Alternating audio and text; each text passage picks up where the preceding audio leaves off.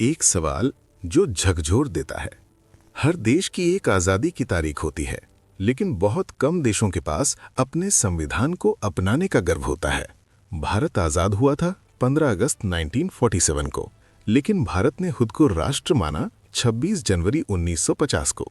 तो सवाल उठता है, जब आज़ादी 15 अगस्त को मिली तो फिर 26 जनवरी को पूरे देश में परेड, सम्मान, झंडे और राष्ट्रपति क्यों? 26 जनवरी कोई छुट्टी नहीं है, ये भारत की रीढ़ है।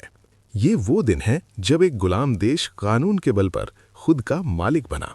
26 जनवरी की कहानी 1947 से भी पहले शुरू हो जाती है। साल 1929 लाहौर अधिवेशन। जब भारत अंग्रेजों के अधीन था, तब कांग्रेस के लाहौर अधिवेशन में एक ऐतिहासिक घोषणा हुई, पूर्ण स्वराज, और तय किया गया कि 26 जनवरी 1930 को भारत अपनी आज़ादी की घोषणा करेगा। उस दिन पूरे देश में लोगों ने अंग्रेजी कानून तोड़े, अपने अपने इलाकों में स्वतंत्र भारत का सपना देखा। हालांकि आज़ादी नहीं मिली, लेकिन 26 जनवरी जनता की चेतना में बस गया। यही कारण है कि जब संविधान लागू करने की तारीख चुननी थी, तो नेताओं ने वही तारीख चुनी जो पहले ही जनता के दिलों में आज़ादी की प्रतीक बन चुकी थी। संविधान, भारत की आत्मा। 15 अगस्त 1947 को अंग्रेज चले गए, लेकिन देश को चलाने के लिए एक मजबूत ढांचे की जरूरत थी।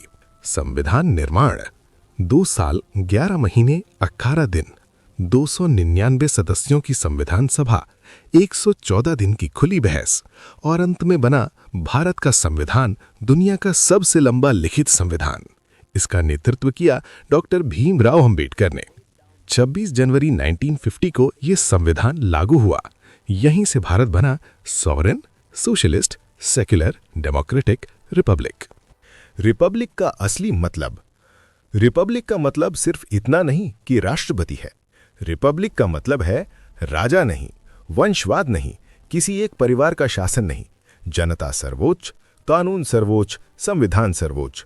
यही कारण है कि 26 जनवरी को राष्ट्रपति देश का नेतृत्व करता है, न कि प्रधानमंत्री। राष्ट्रपति की भूमिका क्यों 26 जनवरी उनसे जुड़ी है? भारत में राष्ट्रपति सेना का सर्वोच्च कमांडर, संविधान का संरक्षक, लोकतंत्र का संतुलन।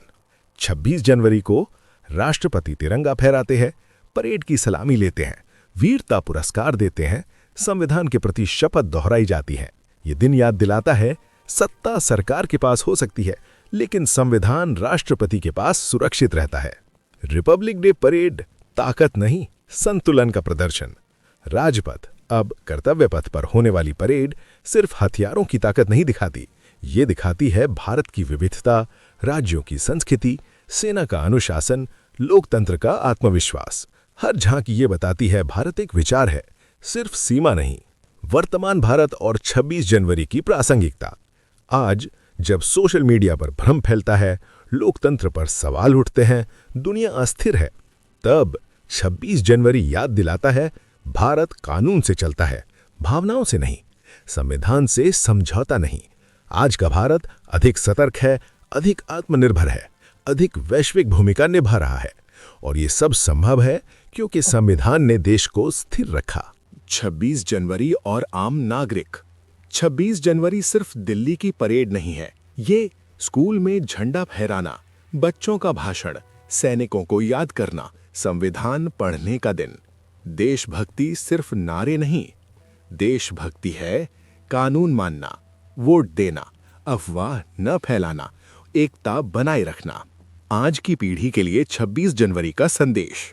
आज की युवा पीढ़ी के लिए 26 जनवरी ये सवाल छोड़ता है, क्या हम उस संविधान की कीमत समझते हैं जिसके लिए लाखों लोगों ने संघर्ष किया?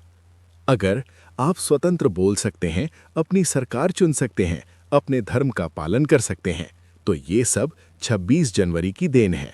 क्यों 26 जनवरी सिर्फ तारीख नहीं? 26 जनवरी अतीत का सम्मान है, वर्तमान की जिम्मेदारी है, भविष्य की दिशा है। ये दिन कहता है, भारत तलवार से नहीं, संविधान से महान बना, और जब तक संविधान जीवित है, राष्ट्रपति उसका रक्षक है, जनता जागरूक है, तब तक भारत अडिग है। जय हिंद, जय संविधान।